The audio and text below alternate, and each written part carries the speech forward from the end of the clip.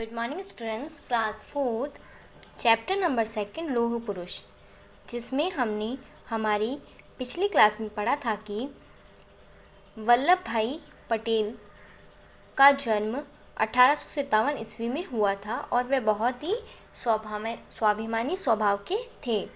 उनसे ज़बरदस्ती कुछ भी काम नहीं कराया जा सकता था। एक बार उनकी काख में एक फोड़ा यानी फुंसी हो गई थी, तो उन्हें किसी ने कहा कि तुम इसे सलाख से दाग दो तो ये जल्दी सही हो जाएगा। आगे फिर क्या था, उन्होंने लोहे की एक सलाख लेकर उसे गर्म कर लिया। फिर एक मित्र से कहा, इससे मेरी गिलटी को दाग दो। सुनकर मित्र चकित रह गया।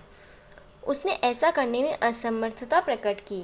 तब उन्होंने स्वयं गर्म सलाख को उठाकर अपनी बाएं हाथ की काख के फोड़े को उसमें दाग दिया और उफ तक नहीं की, मानो ये साधारण सी बात हो।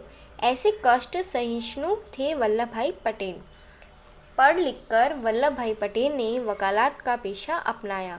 वह सच्चे मुकदमे लेते और उन्हें बड़ी ईमानदारी से निभाते थे।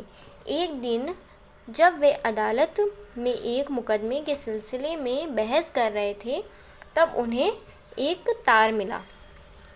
उन्होंने तार को पढ़कर जेब में रख लिया और अपनी बहस को जारी रखा। सायंकाल 5 बजे अदालत का कार्य समाप्त हुआ तो साथियों ने उन्हें याद दिलाया कि तुम्हारा तार आया था। तब पटेल ने जेब से तार निकाला और मित्रों को दिखाया। उसमें उनकी पत्नी के स्वर्गवास का दुखदायी समाचार था। वह तब भी उस दुख को चुपचाप पी गए और किसी पर अपने हृदय की पीड़ा प्रकट नहीं की। वाह रे कर्तव्यनिष्ठ पटेल। जब उनके किसी मित्र ने कहा कि ये फोड़ा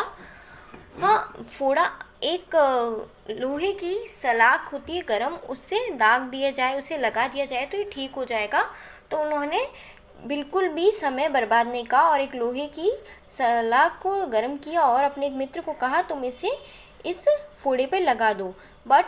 लेकिन उस मित्र ने ऐसा करने से मना कर दिया। तब उन्होंने खुद ही गरम सलाख को अपने बाएं हाथ की काख के फोड़े को उसमें दाग दिया, उसे लगा दिया और उफ तक नहीं की, मानो वह साधारण सी बात ही हो, मानो वह एकदम सिंपल सी बात हो। बिल्कुल भी दर्द की आवाज़ उनके मुंह से नहीं निकली। ऐसे थे वल्लभ भाई पटेल।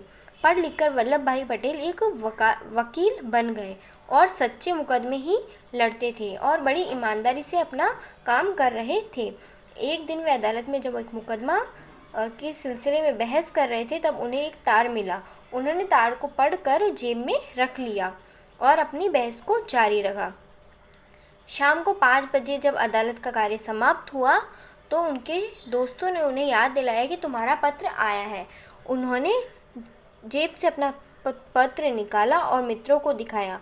उसमें उनकी पत्नी की मृत्यु का समाचार लिखा हुआ था। उन्होंने अपने दुख को चुपचाप इस दुख को पी गए और किसी के सामने नहीं लाए, किसी पर अपने हृदय की पीड़ा प्रकट नहीं करने दी। ऐसे थे वल्लभ भाई पटेल। Thank you.